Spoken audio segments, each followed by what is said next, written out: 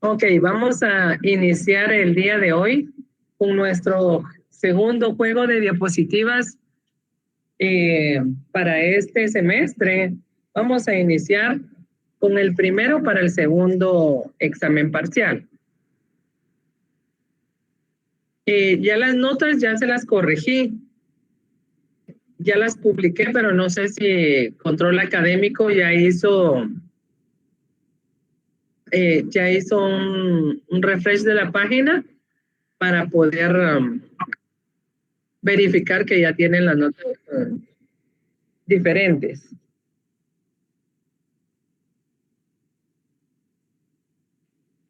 Si tuvieran alguna duda, me avisan.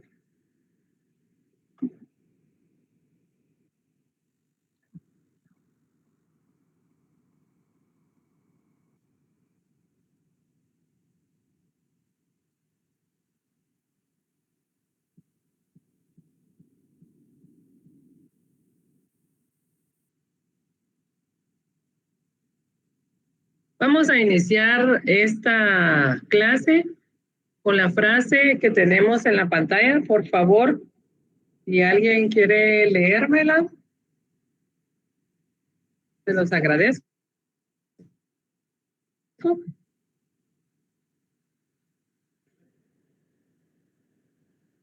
Rubí, chicas, ¿te encuentras en la clase?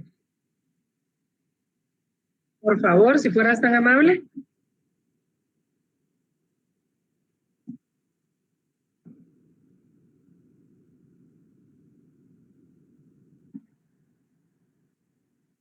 ¿Puedes opinar sobre ello?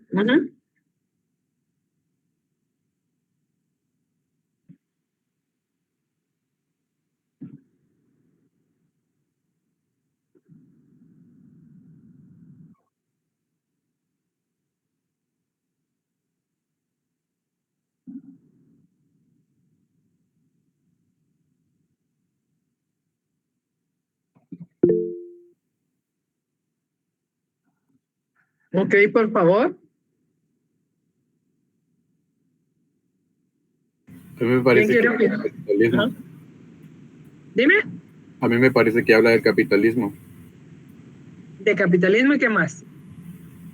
Pues de Porque los... te está diciendo lucha de clases y el Así es. capitalismo es una clase. Claro, porque yo podría buscar un trabajo para sostener mi propia economía, pero parte de ese trabajo que estoy realizando ayuda a la sociedad. Entonces, este sueño que tengo yo, esta pelea que tengo yo por conseguir un mejor puesto de trabajo, por conseguir un mejor estatus social, pues de alguna manera termina aportando a la economía de un estado. Ok, ¿y a qué clase perteneces tú? ¿Buscando trabajo?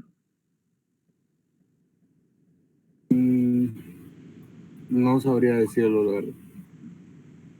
Porque aquí no se está hablando de lucha de clases. Tú estás diciendo que el capitalismo, pero ¿qué otra clase hay aparte del capitalismo? Muy bien, el socialismo, ¿verdad? Exactamente. ¿Me pueden dar otra opinión, por favor, acerca de esto?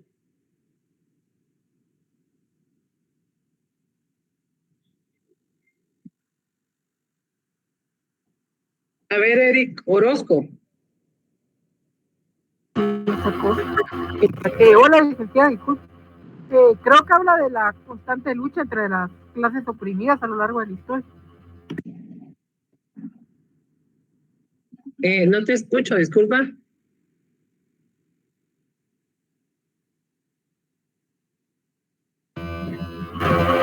Licenciada, creo que se refiere a la constante lucha de las clases oprimidas a lo largo de la historia. Ok, muy bien. Tú hablas de las clases oprimidas a lo largo de la historia. Muy bien, gracias.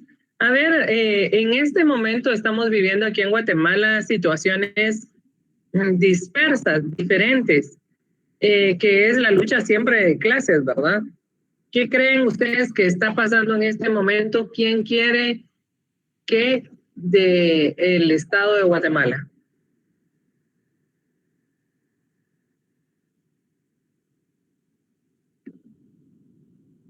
A ver, Jacqueline María.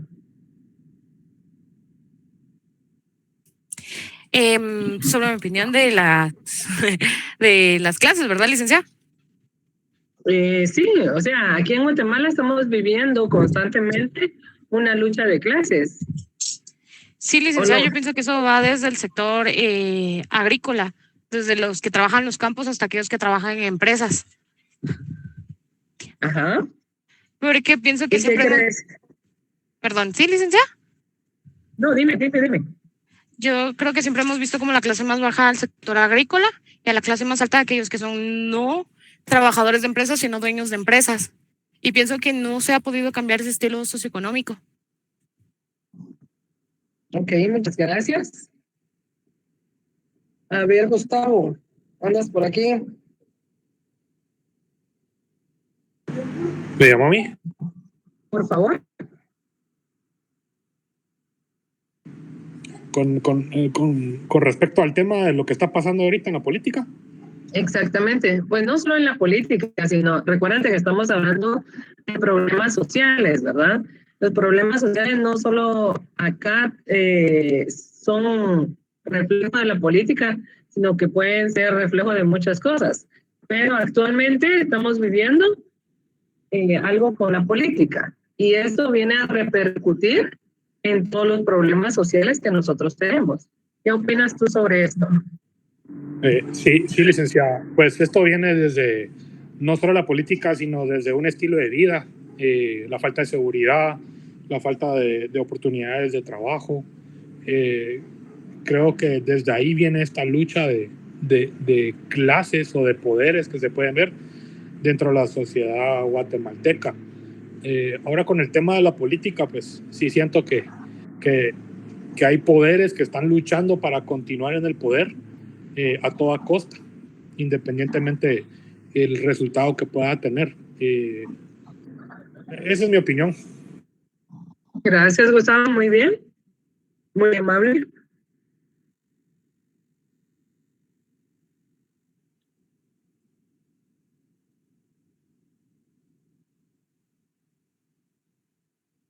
Aquí tenemos una lluvia de ideas.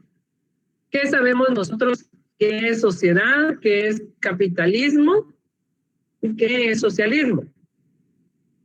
¿Me pueden ayudar? Indíquenme un ejemplo de cada uno de ellos, por favor.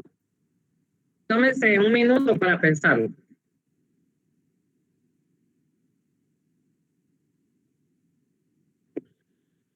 Un ejemplo de sociedad, un capitalismo y un socialismo.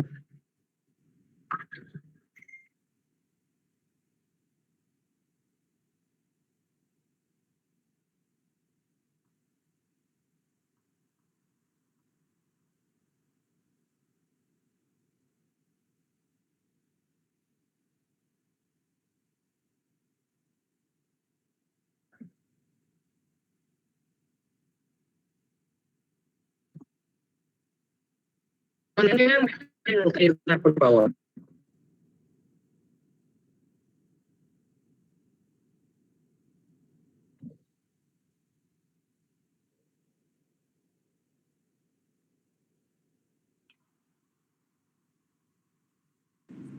Un ejemplo de capitalismo es el sistema de capitalista de Estados Unidos, donde los medios de producción en la mayoría son de propiedad privada. Ok, muy bien. Muchas gracias. ¿De sociedad y socialismo? Ligda, ¿cómo está de tiempo? ¿Me permite? Yo necesitaba ahí como algún tema pendiente por lo mismo que nos dijimos antes. ¿Me permite? Sí, claro. El lunes. ¿Sí me escucha? Sí. Soy Fernando. Pues yo creo que el tema de la sociedad pues son las relaciones entre nosotros, ¿va? De acuerdo a unas determinadas reglas de organización jurídica que nosotros queramos llevar. Esas seríamos como sociedad. Somos nosotros los espacios o tiempos que tengamos culturales para poder convivir. Eso seríamos como sociedad. Con el tema el otro era, ¿qué dijo? El socialismo. El socialismo pues sería la manera que nosotros queremos construir nuestra sociedad para tener igualdad entre todos, ¿verdad? O sea, que podamos tener los mismos derechos, podamos alcanzar tal vez económicamente, que podamos tener, prácticamente es una igualdad para la sociedad, ¿verdad? Pues ¿Solo igualdad o también le agregamos equidad? No, sería equidad también. Ah, ok. Ok, muchas gracias, Fernando, muy amable. El día de hoy vamos a hablar de Karl Marx.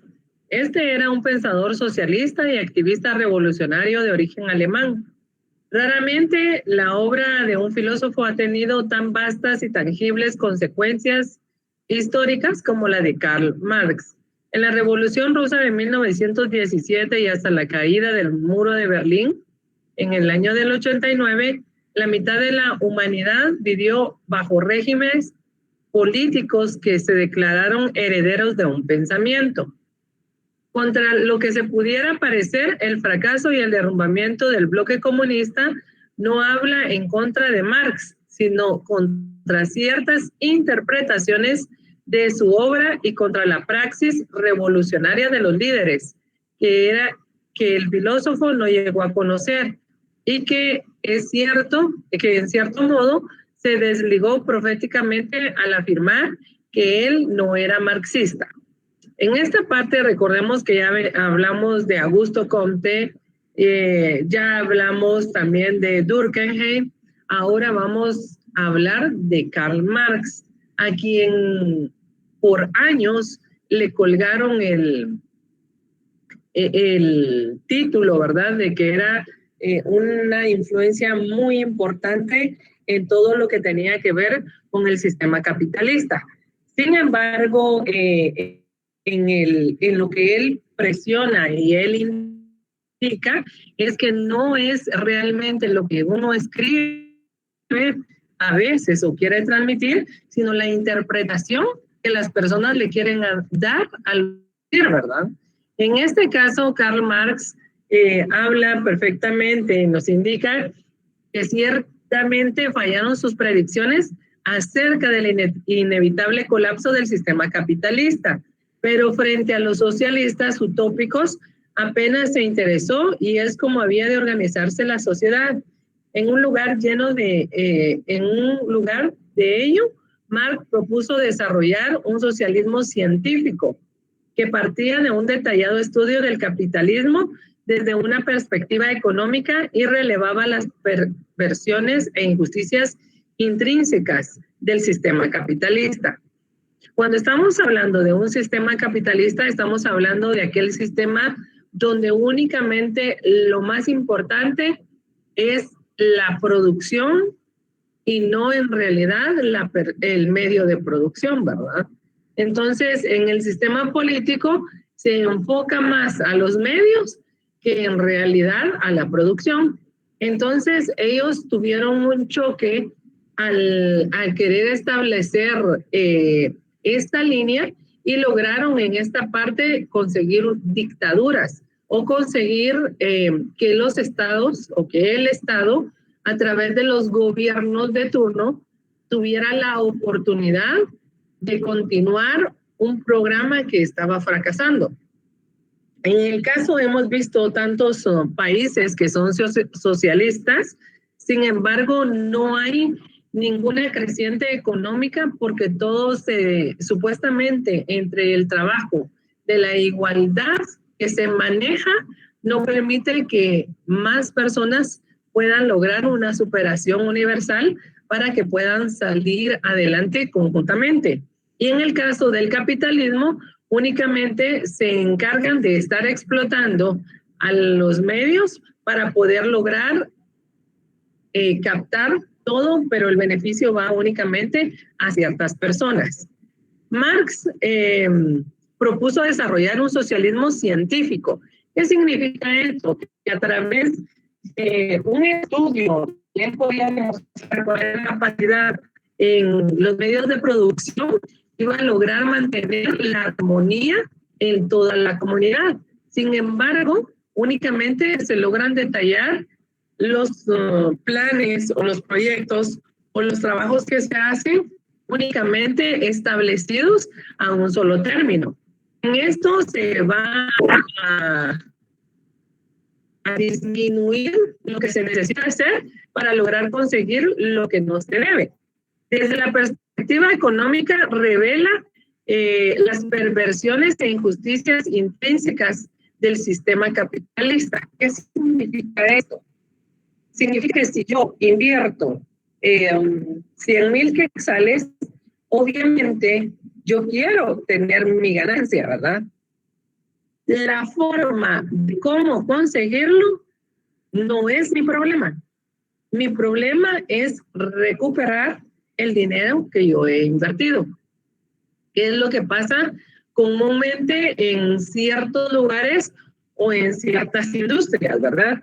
Como lo había dicho la compañera anteriormente, estaba hablando de los agrícolas.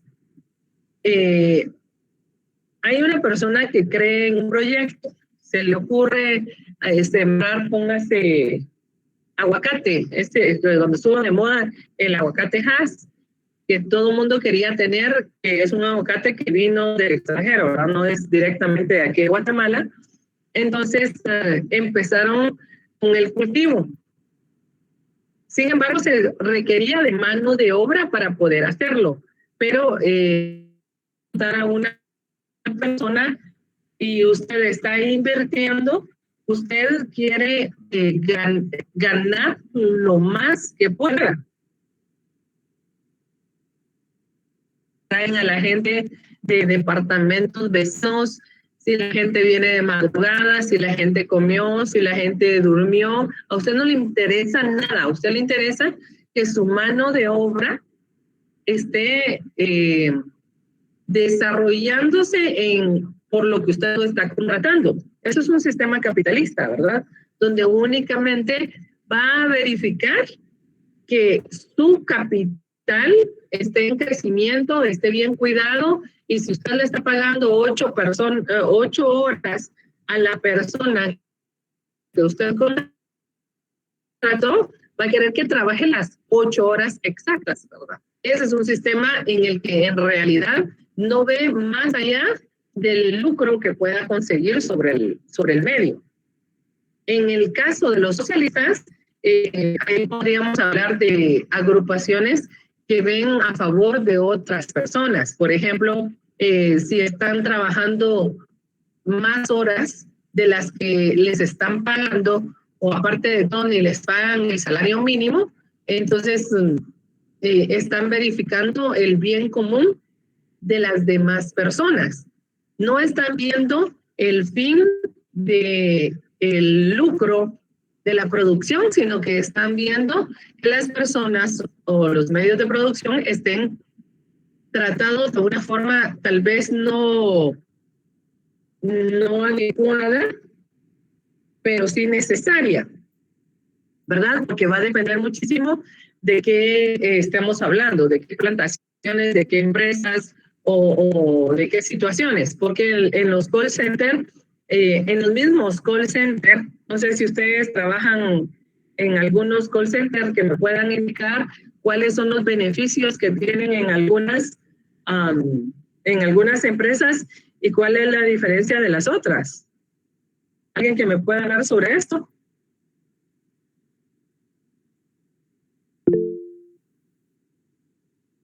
Por favor. Licenciada, en el caso de TELUS, ellos le ofrecen pagarles academia de inglés para darles una oportunidad de estudiar y luego ir como recompensando lo que se pagó de la beca durante el proceso del trabajo. En cambio, a Lórica, si usted no posee el inglés requerido, ellos no le dan trabajo. Aparte de que TELUS tiene guardería y a Lórica no. Exactamente. Entonces, ahí podríamos verificar una parte, ¿verdad?, de los que están trabajando conforme a lo que es socialismo y conforme a lo que es capitalismo, ¿verdad? A Lórica, creo que fue la que me dice que no tiene nada de beneficios para las personas. Sí, licenciada. Exactamente, ellos están viendo únicamente sobre el capital que ellos están invirtiendo en la empresa.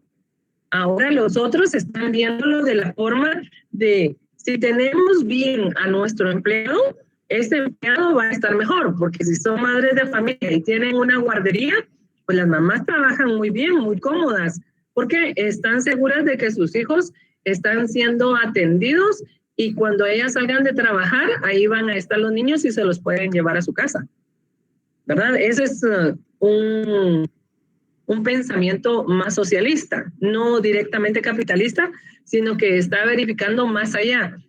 ¿Cómo creen ustedes, así en forma de empresarios, en dónde se puede rendir más o dónde pueden sacar más dinero?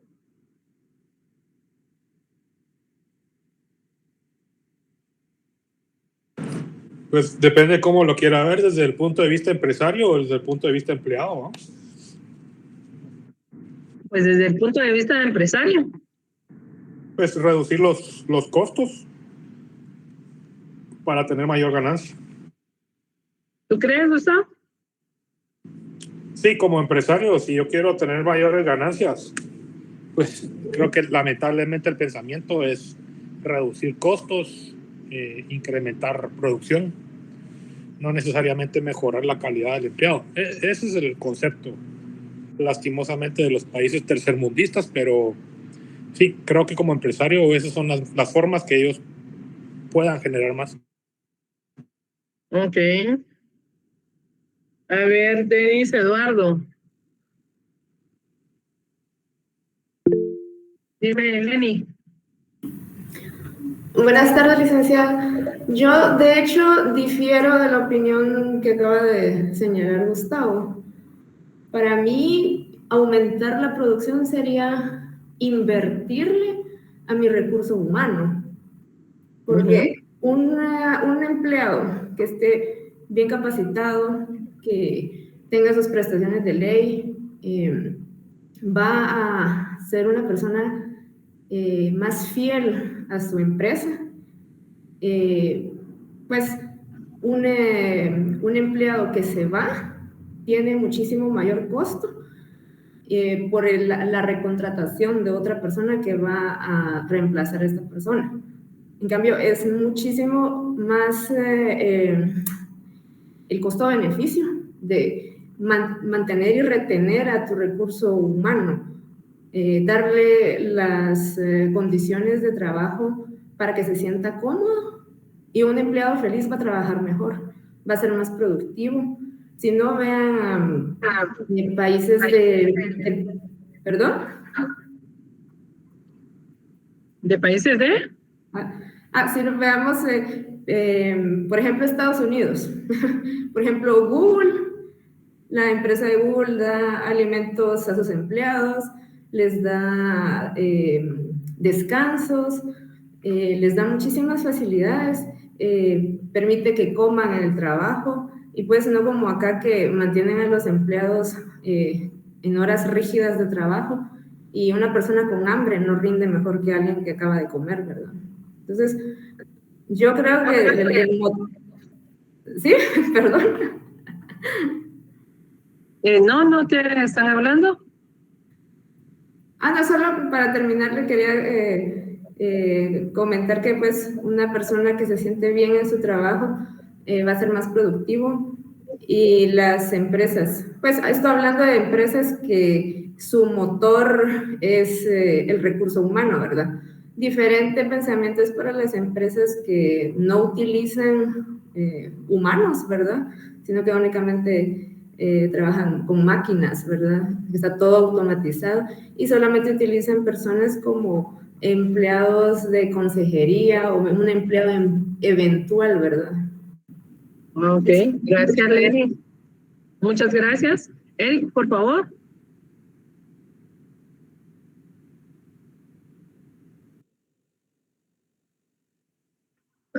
Creo que se nos aburrió Eric. Dime, Gustavo. Licenciada. Pues en respuesta a lo que dice la compañera, por ejemplo, Google durante el 2023 redució casi 12,000 empleados. Yo te digo que esto es, o sea, en un mundo ideal, sí, o sea, al invertirle al empleado con premios, capacitaciones, claro, va a mejorar tu obra de trabajo. la calidad que pueda ejecutar el empleador. Pero la automatización, las mejoras de procesos continuos, pues ya está cambiando esa modalidad donde las empresas tienen más rentabilidad al accionar ese tipo de decisiones antes de venir e invertir en el empleado. Pues entiendo tu punto, pero creo que estamos un poco lejos de esa realidad, porque puedes ver, por ejemplo, una empresa como Pollo Campero, donde realmente tienen o McDonald's, que tiene un fuerte presupuesto para los empleados en términos de recursos humanos, de capacitaciones, pues si tienen horarios largos, los salarios son los mínimos, entonces va a depender mucho de lo que quieras ver. Ok, gracias. Fernando. Gracias, licenciada. Bueno, yo creo que también hay que respetar el punto de vista del compañero, pero lo está viendo más allá de poder mantener el empleo, porque lo que hacemos es generar desempleo. Y en un país como el que estamos viviendo nosotros no podemos generar desempleo. O sea, generaríamos violencia porque la gente se queda sin trabajo y tiene que ver cómo hacer para comer. E inseguridad, ¿verdad? Entonces yo creo que la parte que nosotros nos tenemos que enfocar es en lo que nosotros vivimos acá, y lo que tenemos que hacer es capacitar al personal. Sí sirven las capacitaciones, pues premios, el premio queda un poquito aparte de lo que uno pueda tener a los trabajadores a la hora de capacitarlos, a la hora de poderles tener tal vez también un lugar digno donde puedan desempeñar su trabajo, áreas dignas, que tengan salud, que tengan seguridad. O sea, la salud y seguridad ocupacional es fundamental. No puedes estar trabajando en un lugar donde estás arriesgándote de que te caiga una caja en la cabeza o algo. Entonces yo creo que esas son las cosas que hay que implementar las empresas para poder tener a un trabajador que se sienta cómodo y que pueda desempeñar sus trabajos, ¿verdad? Entonces hablamos de millas extras, que hablan mucho en la universidad, se tocó mucho esto de hay que dar la milla extra, pero ¿cuál era la recompensa? Nada. O sea, también si se va a forzar a un trabajador a que siga laborando, creo que sí hay que pagar horas extras, ¿verdad? Entonces ese sería aparte de premios, sino que es trabajo realizado, trabajo pagado, ¿verdad? Pero en la universidad hay muchos docentes también que realizan su trabajo y les pagan como que es cuchubal, les pagan cada 6 meses en la universidad. Hay trabajadores que se quedan esperando un contrato por 3 meses. O sea, ¿cómo puede buscar alguien que un trabajador tenga un mejor desempeño si no se les paga ni siquiera lo que ha trabajado, ¿verdad? Entonces yo creería que lo que hay que implementar sí son capacitaciones y todo eso, pero también un lugar digno para trabajar. Ok, muchas gracias, Fernando. Pues los puntos de vista son muy respetables. Sin embargo, yo sí estaría con Lenin, ¿verdad? Donde tendríamos que ver mucho más allá de lo que yo quisiera, al menos como capitalista. Yo creo siempre de que si tenemos empleados contentos con nosotros, vamos a tener mayor producción. En cambio, aquí en Guatemala, si se dan cuenta, los salarios que nos dan son salarios muy bajos y la gente llega de mal humor, llega tarde. Y yo he trabajado en algunas ocasiones en recursos humanos y las excusas siempre van de una a otra situación, ¿verdad? En el caso, volvemos a hablar sobre los call centers que tienen una guardería. Eso sería espectacular, porque yo trabajé en una empresa que tenía todo esto y además les daban un almuerzo con un costo muy pequeño. La gente estaba súper feliz y cuando uno les despedía casi que lloraba la gente, ¿verdad? Porque les gustaba estar ahí. Y obviamente el empleador estaba teniendo sus ganancias, porque la persona trabaja mucho más, con más gusto, y ustedes ofrecen horas extras y las toman.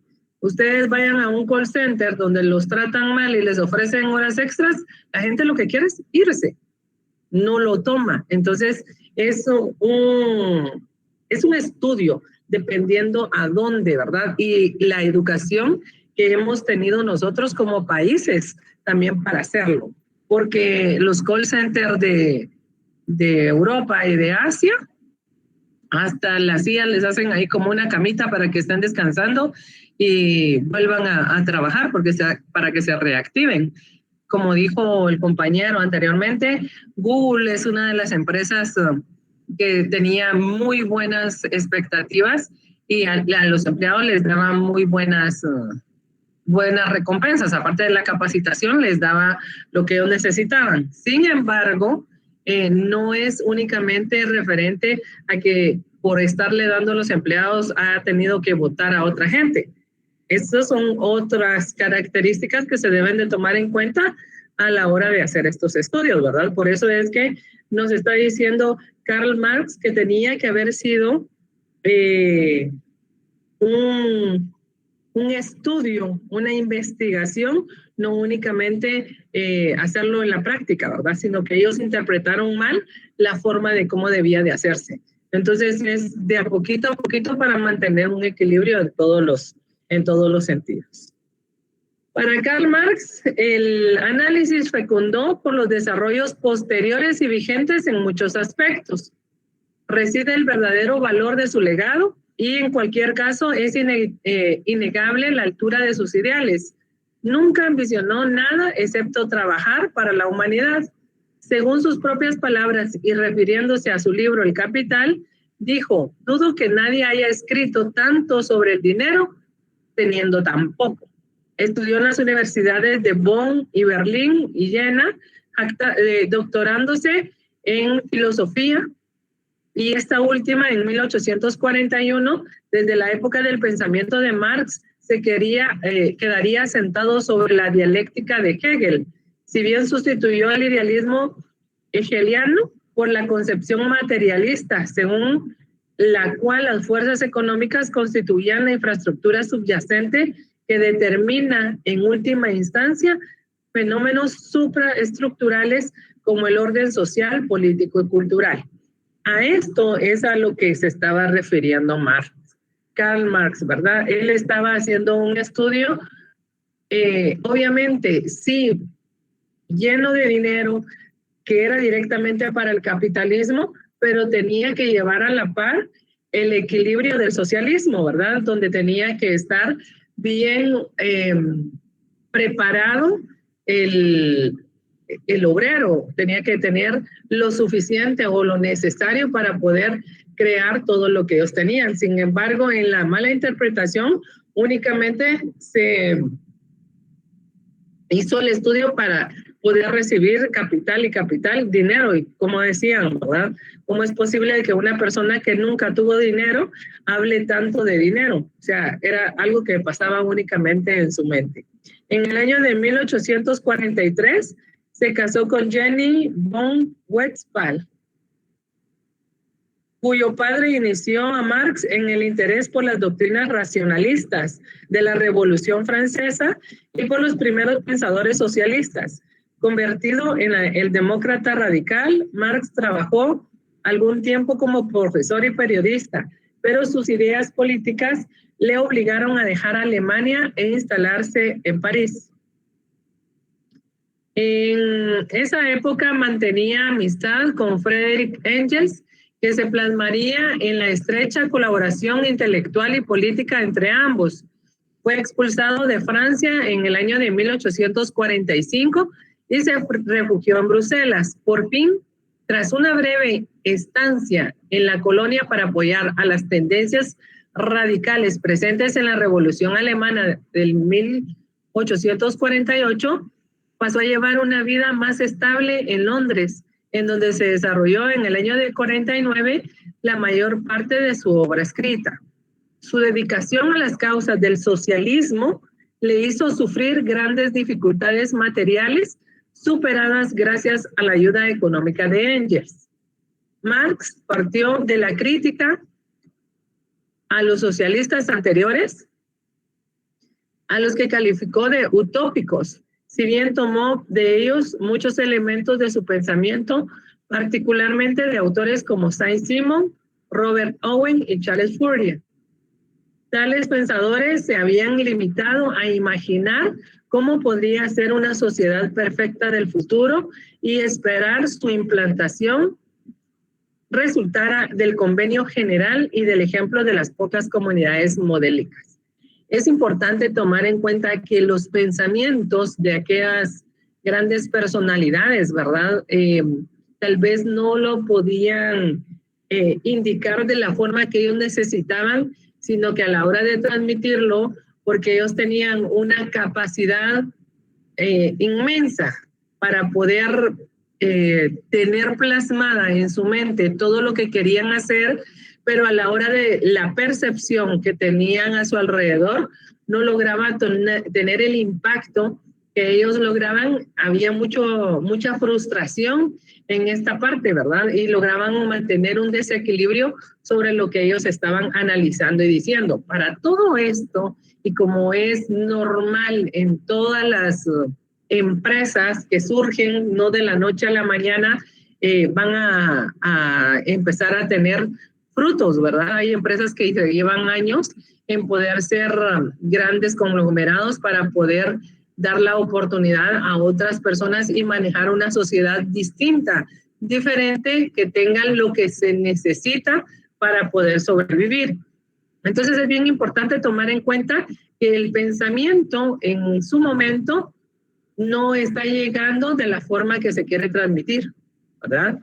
Karl Marx, por el contrario, Marx y Engels pretendían hacer un socialismo científico, basado en la crítica sistemática del orden establecido y el descubrimiento de las leyes objetivas que conducirán a su superación, la fuerza de la revolución y no el convencimiento pacífico ni las reformas graduales. Sería la forma de acabar con la civilización burguesa. En el año del 48, a petición de una liga revolucionaria clandestina formada por emigrantes alemanes, Marx y Engels plasmaron tales ideas en el Manifiesto Comunista, que panfletó la retórica incendiaria situada en el contexto de las revoluciones europeas en el año de 1848. Cuando estos pensadores tenían mucho que dar, pero la percepción no llegaba al contexto que ellos necesitaban, tenían que buscar unas formas de transmitir lo que ellos necesitaban hacer, ¿verdad? O lo que ellos necesitaban decir. Por eso es que había una creación de diferentes formas para poder lograr lo que ellos querían, pero ni así lograban perpetuar el pensamiento que ellos tenían. Karl Marx y el capital. Posteriormente, durante su estancia en Inglaterra, Marx profundizó en el estudio de la economía política clásica, apoyándose fundamentalmente al modelo de David Ricardo. Construyó su propia doctrina económica que plasmó en El Capital. De esa obra monumental solo llegó a publicar el primer volumen en el año de 1867, mientras que los dos restantes los editaría después de su muerte su amigo Engels, poniendo en orden los manuscritos preparados por Marx.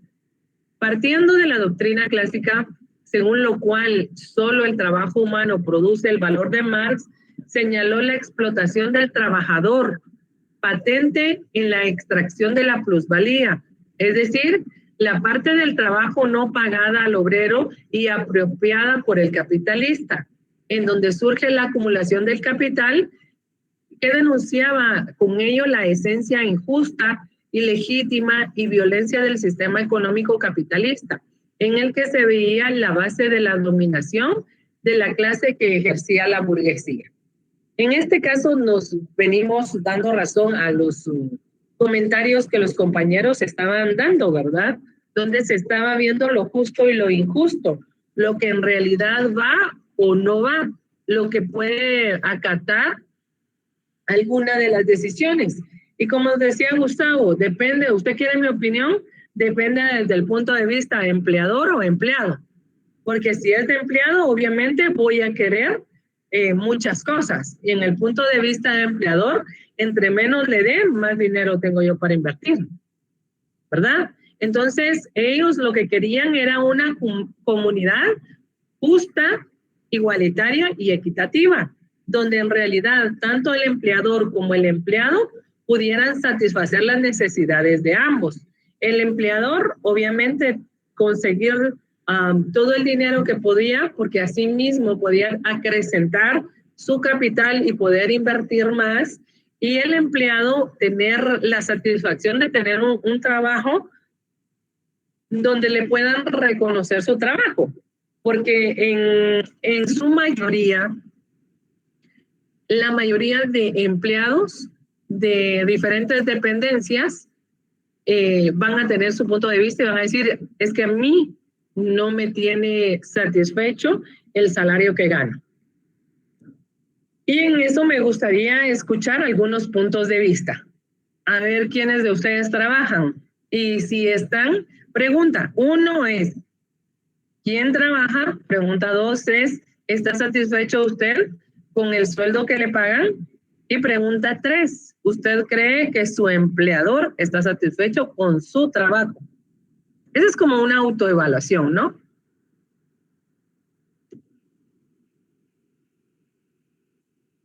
A ver, ¿quién quiere participar? ¿Quién trabaja? O ahora todos estudian. Ligda, perdone, ¿cómo hizo la pregunta? Es que no. Ok, son 3 preguntas. Ay, perdón, Fernando.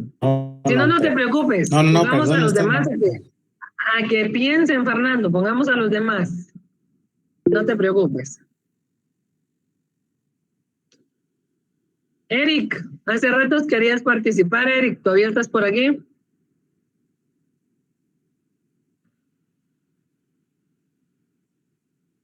Hola, licenciada. Fíjese que yo solo estudio por el momento.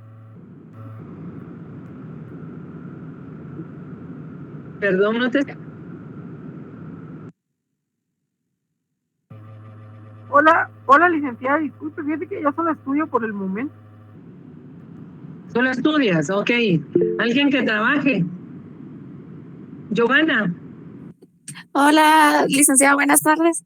Pues fíjese que yo no trabajo actualmente, pero sí he trabajado así de vacacionista. Ok. Sí, y pues le comento que hacía en bufetes jurídicos como secretaria, porque pues me gradué de secretaria. Y en todas las ocasiones que pues yo hice, porque yo empecé a hacer prácticas desde que estaba en cuarto de secretariado, o así porque yo quería, no porque me lo impusieran. Y sí mostraba yo, o sea, sí me sentía a gusto porque yo sabía que no era algo remunerado, ¿verdad? Pero también los bufetes en los que estuve se sentían a gusto porque siempre me ofrecieron quedarme. Ahora yo siento que algo que con lo que desde mi punto de vista de secretaria, pues, o en el ámbito así jurídico, para ser un asistente de un abogado, es como muy contradictorio que muchos de nosotros que somos estudiantes de derecho buscamos hacer ya la práctica, o sea, siquiera ver cómo se hacen los trámites y aprender todo ese tipo de cosas. Y a veces a las mujeres nos agarran mucho así de no, pues hace café, o sea, como que si a uno le pagaran precisamente por eso y ya no por lo que uno realmente va a hacer. Entonces, desde ese punto sí no estaba satisfecha porque uno busca aprender unas cosas y luego uno de asistente termina teniendo otras atribuciones, y eso lo he visto mucho también, así como los peritos contadores, las personas que están iniciando un trabajo, buscamos la manera de agradar al jefe, en el sentido de que sí les podemos hacer un café, les podemos hacer un mandado, les podemos pedir un Uber, y ya luego eso también ya es parte del trabajo que nosotros realizamos. Ya no es, ¿será que me hace el favor de pedirme un Uber? ¿Será que me hace el favor de hacerme una taza de café? Sino que es tipo, hágamela. Y entonces es también ya como un abuso. Ok. Muchísimas gracias. Fíjate que en lo que tú nos estás indicando, ¿verdad? Aquí el problema no está tanto en el capitalismo y el socialismo, sino que no están claros los roles establecidos, ¿verdad? Que nosotros siempre tenemos, por ejemplo, de un asistente. Y tienes toda la razón. Miran una mujer y rápido que voy a hacer café. Miran un hombre y ya lo agarran de mensajero, ¿verdad? Entonces, ese es el problema, que los roles que se establecen no están claros, sino que viene a tomar diferentes directrices, y obviamente quién va a querer, al menos en tu caso, cuando estuviste, que no te habías graduado, para ti era como que muy importante, era muy bueno que te tomaran en cuenta en todas estas situaciones. Sin embargo, a medida de que vas creciendo en tu carrera y te das cuenta de que tú ya sabes mejor el trabajo, tú ya no quieres estar en la misma posición, ¿verdad? Sí, exacto. Exactamente, ese es el problema y eso es a lo que ellos se referían cuando querían hacer un estudio, y es lo que pasa con todas las empresas a nivel macro y micro, ¿verdad? Porque en realidad lo que tiene que quedar bien establecido exactamente siempre es la forma o qué es lo que se va a tratar, porque hay momentos en los que en el mismo trabajo se convierte en una dictadura, con aquellos jefes que no les gusta, pero ni siquiera que vayan al sanitario, o aquellos jefes que si tienen mujeres embarazadas, pero lo único que están esperando es que se compongan los meses de lactancia y las despiden. Y el trabajo era muy bueno, sí, pero no soporto yo una mujer embarazada porque va a empezar a pedir permiso para ir a ver al niño a cada rato. Entonces, esos son otros problemas sociales que acatan situaciones capitalistas y tienen problemas a largo y mediano plazo. Esto es partiendo de la doctrina que ellos nos están indicando, ¿verdad? Y ellos también nos están diciendo que la doctrina clásica, según lo cual el trabajo humano produce valor. Marx señaló que la explotación del trabajador, aquí ella nos dio un claro ejemplo de la explotación del trabajador, patente en la extracción de la plusvalía, es decir, que la parte del trabajo no pagada al obrero y apropiada por el capitalista, ella estaba haciendo dos trabajos porque el trabajo de servir café, de hacer mandados, y ese es un empleo muy aparte al trabajo de asistente que se tenía, ¿verdad? Donde surge la acumulación de capital, y denunciaba que con ello la existencia injusta, ilegítima y la violenta del sistema económico capitalista, en el que veía la base de dominación de la clase que ejercía la burguesía.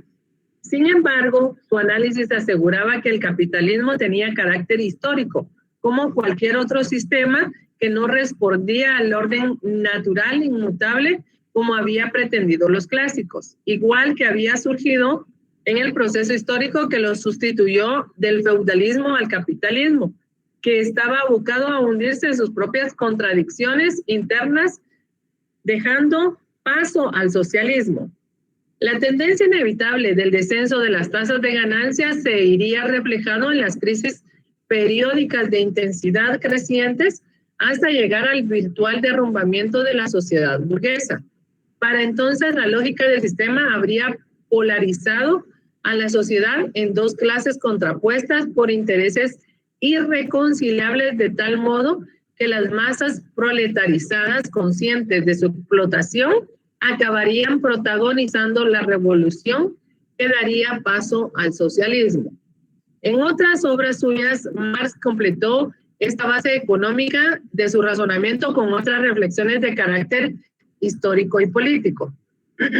Precisó la lógica de la lucha de clases que en su opinión subyace en toda la historia de la humanidad y que hace de esta un avance de saltos dialécticos, resultando el choque revolucionario entre los explotadores y los explotados, como trasunto de la contradicción inevitable en el desarrollo de las fuerzas productivas y el encorsetamiento al que se someten las relaciones sociales de producción. Este problema lo vemos nosotros aún en nuestros tiempos, donde obviamente esto se da casi siempre en las instituciones públicas, ¿verdad? Donde los puestos están asegurados, donde alguien puede alzar la voz sin tener el problema de que vaya a ser despedido. Pero en la parte privada, nadie puede alzar la voz porque rápido los están sacando. O sea, no tienen por qué estar aguantando o manteniendo los empleadores a las personas que no son reconciliables para ellos, ¿verdad? En su momento, obviamente, ellos tienen la visión de que hay más personas que tienen más necesidad y que van a llegar a trabajar por menos.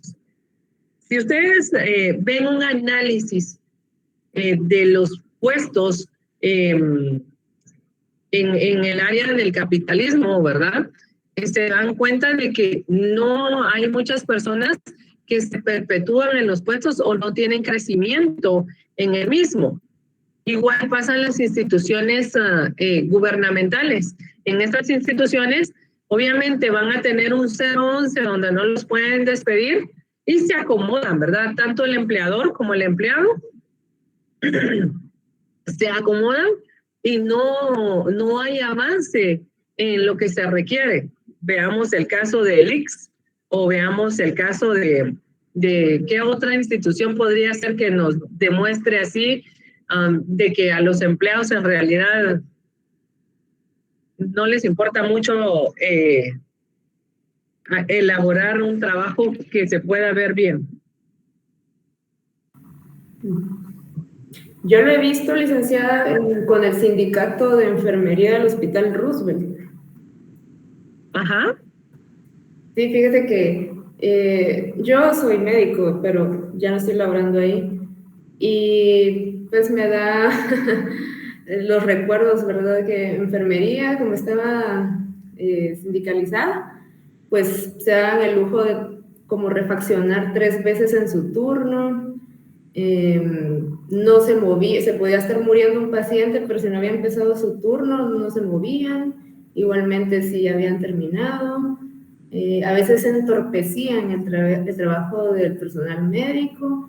Y cabal, ¿verdad? Lo que hacían era, que el sindicato. Y entonces por lo mismo era muy difícil despedir a alguien de ese departamento. Que estuviera sindicalizado. ¿Perdón? Que estuviera sindicalizado. Sí, como no los podían despedir, entonces se acomodaban. Y ya no cumplían con su trabajo. Y si lo hacían lo mínimo. Entonces, en realidad lo que hacían era entorpecer y hacer más lento todo el proceso de atención al paciente. Y si querían cambiar algo, sacudir a la comodidad en la que estaban, pues se ponían en huelga y ponían las mantas y hacían plantón enfrente de esa oficina del Ministerio de Salud que está cabal ahí en el bulevar para salir del Hospital Roosevelt. Ok, muchas gracias, qué interesante. ¿Se dan cuenta? Entonces, a todo esto era lo que se refería Marx cuando estaba escribiendo lo que él quería analizar desde el punto de vista de él, ¿verdad? No desde el punto de vista de la percepción de las otras personas. Indicó Marx que el objetivo último de la revolución socialista que esperaba era la emancipación definitiva y global del hombre, al abolir la propiedad privada de los medios de producción, que era la causa de la alineación de los trabajadores, completando así la emancipación meramente jurídica y política realizada por la revolución burguesa, que identificaba con el modelo francés. Sobre esta base, Marx apuntaba hacia un futuro socialista, entendido como la realización plena de las ideas de libertad, igualdad, fraternidad como fruto de la auténtica democracia. La dictadura del proletariado tendría un carácter meramente instrumental y transitorio, pues el objetivo no era el reforzamiento del poder estatal, de la nacionalización de los medios de producción, sino el paso tan pronto que como fuera posible a la fase del comunista, en la que se desaparecerían todas las contradicciones de la clase y ya no sería necesario el poder coercitivo del Estado. Gran parte de sus energías las absorbió la lucha contra el moderado sindicalismo de los obreros británicos y contra las tendencias anarquistas continentales representadas por Pierre Joseph y Mikhail Bakunin. Marx triunfó e impuso su doctrina como línea oficial de la Internacional, si bien esta acabaría con hundirse como efecto combinado de las divisiones internas en la representación desatada por los gobiernos europeos a partir de la revolución de la Comuna en París. en este momento estaba en tanta contradicción que primero trabajaba en base a lo que era el capitalismo, ¿verdad? O sea, subir todo lo que se pudiera, pero como ellos, la visión de ellos era mantener la igualdad y la equidad, en ningún momento era darle paso al empleador para que abusara de los empleados, ¿verdad? Que era lo que se daba. Cuando seguían trabajando en eso, se viene el movimiento socialista y es donde obviamente los empleados a través de los sindicatos que se podía ver en esta época, ¿verdad? Como estaba explicando la compañera, tenían ellos sus propias reglas, sus propias formas de ver, sin darse cuenta de que igual perjudicaban al capitalismo, porque si ellos no tienen una forma ordenada de poder hacer lo que les corresponde, también iba a tener un periodo en el que se podía convertir en una revolución que no iba a tener ningún beneficio para ninguna de las dos partes. Retirado desde entonces la actividad política, Marx siguió ejerciendo su influencia a través de sus discípulos alemanes como Augusto Bebel, desde su creación en el año de 1875. Ambos fueron figuras de peso del Partido Socialdemócrata Alemán, grupo dominante de la Segunda Internacional, bajo la inspiración decididamente marxista. Se fundó en el año de 1889. Muerto ya Marx, Engels asumió el liderazgo moral de aquel movimiento y la influencia ideológica del marxismo seguiría siendo determinante durante un siglo. Sin embargo, el empeño vital de Marx había sido el de criticar el orden burgués y preparar su destrucción revolucionaria, evitando caer en las ensoñaciones idealistas de las que causaba a los visionarios utópicos. Por ello, no dijo apenas nada sobre el modo en que debían organizarse el Estado y la economía socialista, una vez conquistado el poder, dando lugar a interpretaciones muy diversas entre sus adeptos. Dichos seguidores se incendiaron entre la rama socialdemócrata como una vez orientada en la lucha parlamentaria y a la defensa de las mejoras graduales, salvaguardando las libertades políticas individuales. Y una rama comunista que dio lugar a la revolución de bolchevique en Rusia, el establecimiento de estados socialistas de la economía planificada y la dictadura del partido único.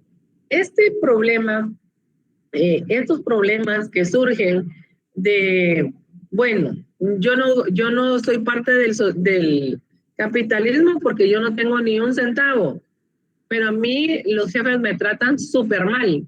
Entonces, soy parte del socialismo. Yo quiero que me traten bien, que me den trabajo y todo, pero todo tiene que tener un equilibrio según Marx, ¿verdad? Para que pueda funcionar. Y lo que pasa es que cuando pasamos del capitalismo al socialismo, los socialistas ya no quieren trabajar. Ellos quieren tener únicamente beneficios y no se dan cuenta de que esta es una máquina que está en continuo movimiento. Si no lleva los ejes en el mismo lugar, alguna de las dos va a reaccionar y va a hacer que se quiebre un eje, convirtiéndolo en un comunismo, ¿verdad? Y el comunismo es arrebatar y ya no solicitar, ya no pedir, ya no negociar ninguna de las partes. Entonces, ese problema es el que se da cuando nosotros no tratamos de mantener el equilibrio total sobre los pensamientos que se están dando.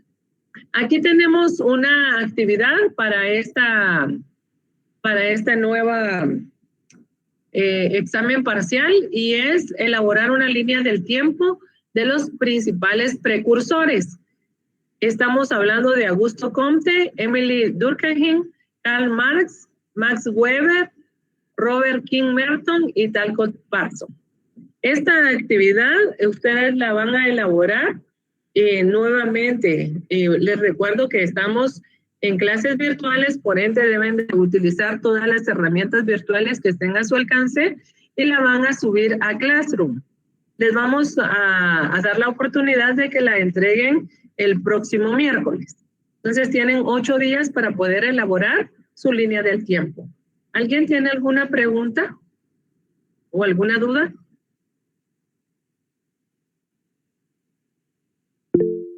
Por favor, Mayra. Ligda, ¿ese es individual o grupal? ¿Es individual o qué? La línea de tiempo es individual o grupal. No, es individual. Es individual. Ah, ok, gracias. Para servirte, Mayra. ¿Alguna otra pregunta? Eric. Disculpe, licenciada, ¿sobre qué es la línea del tiempo? Es que no escuché bien. La línea del tiempo es sobre los precursores que están anotados en la última hoja. Estas diapositivas ustedes ya las tienen en Classroom, o sea que ya pueden verificar ahí sobre qué es la línea del tiempo.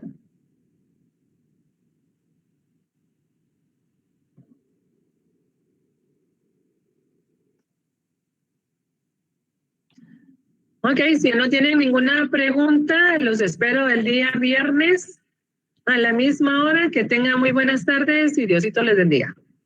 Gracias, licenciada, igual. Gracias, licenciada. Feliz tarde. Feliz tarde, licenciada.